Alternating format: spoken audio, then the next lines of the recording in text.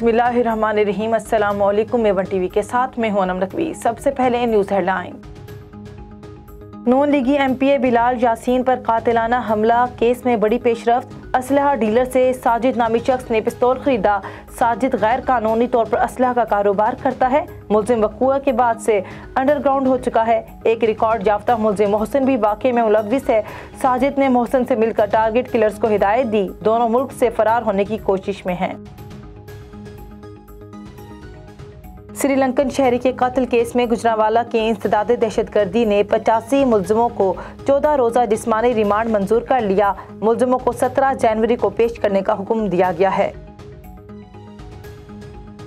पाकिस्तान में माशी और सियासी इस्तेहकाम है। वफाकी वज़ीर इत्तलात और नशरियात फवाद चौधरी कहते हैं मुल्क में अशिया की कीमतें कम हो रही हैं। JUI का इलेक्शन जीतना बदकिस्मती है। नून लीग और पीपल्स पार्टी अपने रवैये पर नजर सानी करें। एहतसाब के अमल से पीछे नहीं हटेंगे। इस्लाहात में अपोजिशन तजावीज़ दे अमल करेंगे।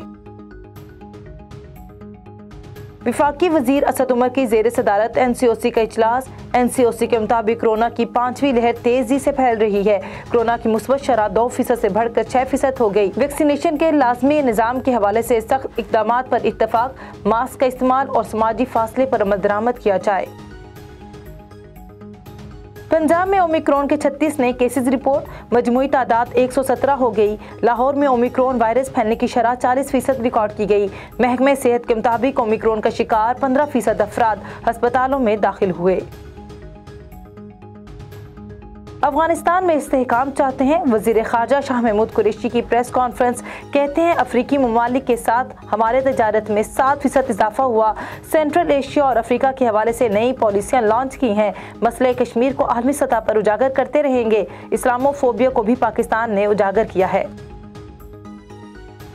कौमी क्रिकेटर मोहम्मद हफीज ने इंटरनेशनल क्रिकेट से रिटायरमेंट का ऐलान कर दिया। न्यूज़ कॉन्फ्रेंस में कहा मुकम्मल तौर पर मुतमिन होकर रिटायर हो रहा हूं। पाकिस्तान के लिए खेलना एजाज़ की बात थी। सपोर्ट करने पर PCB और कोचिंग स्टाफ का मशकूर हूं। मोहम्मद हफीज ने पाकिस्तान के लिए 55 टेस्ट, 218 वनडे और 119 T20 खेले। के इलेक्ट्रिक की बिजली की कीमत में इजाफे से मुतालिक दरख्वास्तों पर समाअत मुकम्मल। सहमाई एडजस्टमेंट की मद में बिजली 4 रुपये 80 पैसे फी यूनिट तक महंगी होने का इम्कान।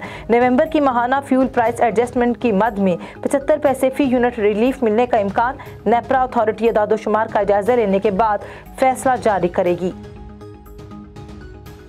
ज़ियारत और गिरदनवाह में बर्फबारी शुरू। बर्फबारी के आगाज के साथ ही सर्दी की शिद्दत में इजाफा हो गया।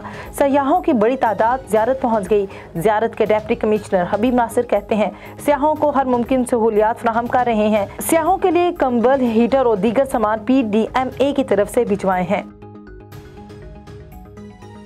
हेडलाइन से फिल वक्त इतना ही। मजीद खबरों से बाखबर रहने के लिए देखते रहिए A1 टीवी। A1 टीवी, सब पे नजर, अंदर की खबर।